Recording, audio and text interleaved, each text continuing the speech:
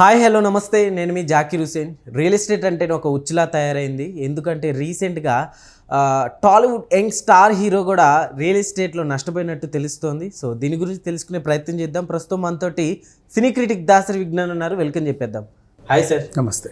Real estate అంటే నిజంగా ఒక్కొక్కసారి లాభాలు ఉంటాయి, నష్టాలు ఉంటాయి. సో రీసెంట్గా మన టాలీవుడ్ యంగ్ హీరో వీటిలో లాభాలు వస్తాయని పెట్టుబడి పెట్టి నష్టపోయినట్టు తెలుస్తుంది. ఏం చెప్తారు దీని గురించి? ఆంధ్రప్రదేశ్లోని వద్దులే, పేరు వద్దు, అనవసరంగా మళ్ళీ అందరూ రచ్చ చేస్తారు. నేనైతే పేరు చెప్పను. టాపిక్ ఏంటో చెప్తా, అడిగావు కాబట్టి.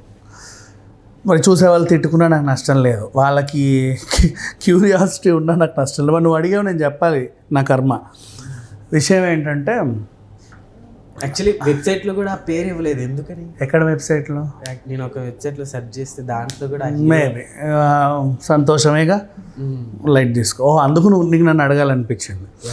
ఒక విషయం ఏంటంటే, మన టాలీవుడ్కి చెందిన ఒక టాప్ యంగ్ హీరో, ఈయనకి పాపం ల్యాండ్లు కొంటూ ఉంటాడు అప్పుడప్పుడు అక్కడ ఒకటి అటు ఒకటి. అంటే మనకి మురళీమోహన్ గారు ఒక మార్గదర్శి అని చెప్పుకోవచ్చు, ప్రభాకర్ గారు ఒక మార్గదర్శి, ఓకే, అలాగే అలాగే శోభన్ బాబు గారు. ఇలాంటి వాళ్ళందరూ ఏం చేసేవాళ్ళంటే, మన సీనియర్స్ ఎప్పుడు రూపాయి సంపాదించాడు అనుకో, ఓ పావుల అలా విసిరేసేవాళ్ళు.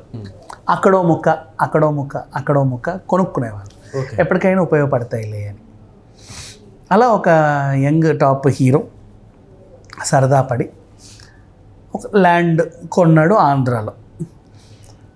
మొన్న ఏంటంటే, ఇప్పుడు ఎవ్రీ ఫైనాన్షియల్ ఇయర్, మొన్న బడ్జెట్ వచ్చింది, ఫైనాన్షియల్ ఇయర్ ఎండింగ్. ప్రతి ఫైనాన్షియల్ ఇయర్ ఎండింగ్లో వీళ్ళు ఇన్కమ్ ట్యాక్స్లు అవి ఇవి ఫైల్ చేసుకుంటూ ఉంటారు. ఆస్తులు గట్రా ఓసారి చూసుకుంటూ ఉంటారు, చిల్లర గట్ల లెక్క పెట్టుకుంటూ ఉంటారు. అంతే. ఈ లెక్క పెట్టుకునే క్రమంలో ఇప్పుడు ఎవరైనా అంతే నార్మల్గా. ఇప్పుడు మనమైనా ఫైనాన్షియల్ వచ్చినప్పుడు ఖచ్చితంగా ఓసారి లెక్క పెట్టుకోవాలి, లేకపోతే అంటే ఏ ప్రాబ్లం ఎప్పుడు వస్తుందో చెప్పలేము కాబట్టి. అవును. సో అలా ఆయన కూడా ఆ క్రమంలో టిక్కులు పెట్టుకుంటూ పోతే ఒక ముక్క తేడా కొడుతుంది. ఎవడి పేరు మీద రిజిస్టర్ అయింది, ఎవడు డాక్యుమెంట్లు సృష్టించాడు, నేను ఎప్పుడు సంతకం చేశాను, ఎవరు రకరకాల పేర్లు వినబడుతున్నాయి, ఏంటిది అనుకున్నాడు. ఒళ్ళు మండింది దీనికి. అడిగాడు పలానా ఆయన, ఎరా బాబు నీకెవడరా అమ్మింది ఇది అంటే అది హిహిహి అన్నాడు వాడు. వాడిని పట్టుకొచ్చారు.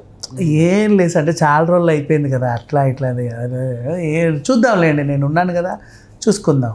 ఓకే, నువ్వు ఉంటావు రా, నా ల్యాండ్ ఉండాలిగా రేపు, ఇట్లా కుదరదు అని చెప్పేసి. ఇది ఈ మాట అంతా ఎక్కడైంది, సరదాగా పిలిచాడు ఈయన ఊరికే, ఆయన రమ్మని, ఆ రియల్ ఎస్టేట్ బ్రోకర్ని. ఓకే, మన స్టూడియోకి పిలిచాడు. ఏ స్టూడియో నాడా మాకు, మళ్ళీ స్టూడియోకి పిలిచి కూర్చోబెట్టి, ఆయన కూడా మంచిగా వచ్చాడు పోర్ష్ కార్లో. సో చక్కగా పెద్ద హీరోని కలవబోతున్నా పోర్ష్ కార్లో వచ్చాను. వాడు చూస్తే ఎంత మెచ్చుకుంటాడో.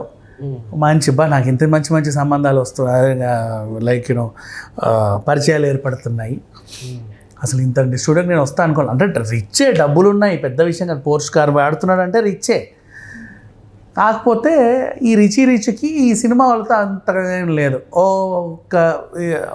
ఇంకో హీరో ద్వారా ఇట్లా పరిచయాలు 1-2 ఉన్నాయి అంతే.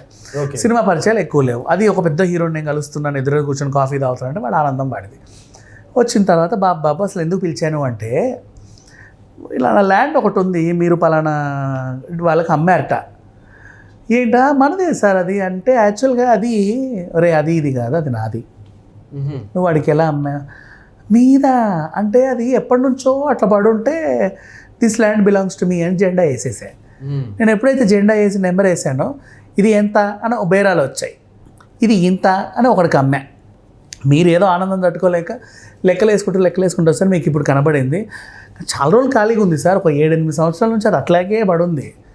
నేను రోజు వచ్చిపోయేటప్పుడు చూసేవాడిని, అందుకని చెప్పేసి జెండా వేసాను. ఇంతకు వీదా అనేసరికి, లే ఫస్ట్ ఆ కారు ఇక్కడ పెట్టు, 3 రోజుల్లో వ్యవహారం అంతా చక్కబడాలి, లేదంటే మామూలుగా ఉండదు విషయం అని చెప్పి ఇంచుమించు కొట్టినంత పని చేశాడు. తన్నినా కూడా తప్పు లేదు. పెద్ద ప్లానే. అండ్ పెద్ద ప్లానే అంటే, చాలామంది ఇదొకటి చేస్తున్నారు. ఎట్లా, ఇంకోటి చెప్పనా, కరోనా తర్వాత చాలామందికి సొంతిల్లు వచ్చాయి, తెలుసా నీకు? నువ్వు రెంట్కుంటున్నావు నా కొంపలో. కరోనా వచ్చి నేను పోయా. నాకా పిల్లలు గట్రా ఎవరు లేరు ఆసరా బాసరా అడగడానికి. ఒకవేళ ఉన్నా ఎక్కడ ఉంటారో తెలియదు, నీకైతే తెలియదు, నీకు నేనే. నా ఇంట్లో నువ్వు ఉంటున్నావు 7 సంవత్సరాలు కనుక నువ్వు అదే కొంపలో తిష్టేసావనుకో, ఎవడు నేను అడగడానికి రాలేదనుకో, నెక్స్ట్ మంత్ నుంచి ఆ ఫ్లాట్ నీదే. అవునా? అదో రూల్ ఉంది చట్టంలో. అందుకే చాలామంది లీజ్ పీరియడ్లో 6 సంవత్సరాలకి ఇచ్చుకుంటారు, కానీ 7 సంవత్సరాలకి లీజులు ఎవడు ఇవ్వడు. ఇలాంటివి ఉన్నాయి. సో ఇంకా సినిమా హీరోలు అంటావా, ఎప్పుడో 10 పైసలు వచ్చిన రియల్ ఎస్టేట్ రంగంలో పెడితే ఏదో ఒకటి వ్యాపారం. ఈరోజు 5 కోట్లు అబ్బా కొనేసాము ఒక చిన్న ముక్క. 4-5 ఏళ్ళకి, 4-5 అంటే ఇట్లా నా మహా అయితే నేను హీరో 2 సినిమాలు రిలీజ్ అయినంత. కళ్ళు మూసుకొని తెరిస్తే షూటింగ్ అయిపోతే సినిమాలు రిలీజ్ అవుతాయి. ఆ 3వ సినిమా రిలీజ్ క్లాప్ కొట్టే రోజు ఇది 10 కోట్లు అయి కూర్చుంటుంది. ఓ పక్క 2 సినిమాలకి రెమ్యునరేషన్ సంపాదిస్తా, ఇంకో పక్క బిజినెస్లు చేస్తా, 2 చేతుల్లో సంపాదిస్తున్నారు. పైగా ఇవాళ రేపు పెద్ద హీరోలకి ఏంటి మినిమం 25 కోట్లు 30 కోట్లు ఓ డిమాండ్. దానికి తగ్గట్టుగా ఇప్పుడు రూపాయి సంపాదిస్తే పావుల బయటికి జల్లినట్టు నువ్వు 25 కోట్లు తీసుకున్నప్పుడు 20 కోట్లు నీ ఖర్చులకు ఉంచుకొని ఓ 5 కోట్లు ఊరికే దాని మీద దీని మీద పెట్టుబడి పెడతావు. ఓకే, పెడితే పర్లా సినిమాకి అక్కడోటి కొనుక్కుంటారు, ఎప్పుడో చూసుకుంటారు. కొంతమందికి ఏంటంటే ఇట్లాంటివన్నీ వ్యవహారాలు చూసుకోవడానికి ఒకరిని పెట్టుకుంటారు, బాబు చూసుకునేవాడు అంటారు వాడిని. ఈ చూసుకునేవాడు ఎప్పుడైనా తేడా కొడితే పట్టుకెళ్ళేవాడు కూడా అవుతాడు, సావిత్రి గారికి జరిగినట్టు. అలా కాకుండా నమ్మకుండా ఎవరి వాళ్ళు చూసుకుంటారు పెద్ద పెద్ద వ్యవహారాలన్నీ కూడా ఉంటారు కొంతమంది. ఇప్పుడు ఆ చూసుకునేవాడు కనుక నోరిప్పాడు అనుకో, వీడన్నిటికీ ట్యాక్సులు కట్టాల్సి వస్తుంది. కొన్ని దొబ్బేయచ్చు కూడా మన మైండ్లో ఉంటాయి. ఇప్పుడు నీ ఇంట్లో 4 వడ్డానాలు ఉంటే ఒకటే ఉందండి అని చెప్తావు. దాచుకోవడానికి ట్రై చేస్తారు కొంతమంది ఇన్కమ్ ట్యాక్స్లు ఎగ్గొట్టడానికి. సో అట్లా 3వ కంటికి చెప్పరు. 3వ కంటికి చెప్పకుండా వాళ్ళలో వాళ్ళే ఆనందపడతా ఉంటారు లెక్క పెట్టుకుంటూ. సో ఎప్పుడు ఫైనాన్షియల్ ఇయర్ వచ్చిందంటే చాలు. ఇప్పుడు ఈయన లెక్కలు చూసుకున్నాడు కాబట్టి ఒకటి తేలింది. మిగతా వాళ్ళు కూడా కొంచెం జాగ్రత్త పడాలి. సీనియర్ నటులు కూడా చాలామంది ఉన్నారు. 10వ పొరకో సంపాదించినప్పుడల్లా ఎప్పుడు 10 రూపాయలు వచ్చినా ఓ 2 రూపాయలు అక్కడో ఇక్కడో ఆ ముక్కో ఈ ముక్కో కొంటున్నారు. ఇంత ముక్క ఎక్కడో మూలకి, అది ఎప్పటికైనా ఉపయోగపడుతుంది. ఒకటి గుర్తుపెట్టుకో, ఇప్పుడు ఇదంటే ఏదో ఎవరో మనం మాట్లాడుతున్నాం, కానీ ఎవరి దగ్గరైనా ఇంటికి వెళ్ళి నువ్వు ఒక ముద్ద అన్నం పెట్టమంటే పెడతారు, ఎవరైనా పెడతారు. ఓ పూట మీ ఇంట్లో ఉండొచ్చు అంటే ఎవరు ఉండదు. అర్థమైందా? ఎవరి భయాలు వాళ్ళవి. సో ఎప్పటికైనా సరే మనకంటూ బాగా డబ్బులు వచ్చినాయి, ఎంత నీ స్తోమతకు తగ్గట్టు చిన్నదో పెద్దదో సొంత ఇల్లు ఏర్పరచుకోవడానికి ట్రై చేసుకోవాలి. ఎంతో కొంత చాలా మంచి విషయం. చిన్న ముక్కే, జస్ట్ నువ్వు పడుకోవడానికి ఉన్నా చాలు. అవును, మనది, నీ నీడ, అది నీకు నీడ అంతే. ఎక్కడైనా ఉండాలి, ఎప్పుడైనా సరే పదపోయి. కానీ ఇప్పుడు ఈ మధ్యలో ఏంటి, ఒకప్పుడు అంటే డబ్బులు లేనిది ఏ వ్యవహారం నడిచేది కాదు. ఈ రోజుల్లో అన్నీ సింపుల్ అయిపోయాయి.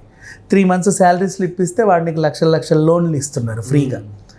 వాళ్ళ ఇంటి దగ్గరకు వచ్చి మరీ ఇచ్చి నమ్మకం ఉంటే వీడు కడతాడు అనుకుంటే ఇచ్చేసి వెళ్తున్నారు. సో అలా అయినా సరే కొన్నాళ్ళకైనా కంపెనీ ఇది అయిపోద్ది. ఎలాగో అద్దెలు కడుతున్నారు కదా, 25,000 30,000 ఎంత కాదనుకుంటే. ఇప్పుడు మినిమం 2 BHK 30-35 ఉందిగా, తక్కువ అయితే లేవుగా రెంట్లు. ఓ 2 BHK, ఓ 3 BHK వెళ్తే 35-40 అలా ఉన్నాయి. సో ఆ 40,000 30,000 ఏదో రెంట్లు కట్టే కంటే నెలకింత ఈఎంఐలు వేసుకుంటే 6 ఏళ్ళకో 7 ఏళ్ళకో 10 ఏళ్ళకో ఆ కంపెనీది.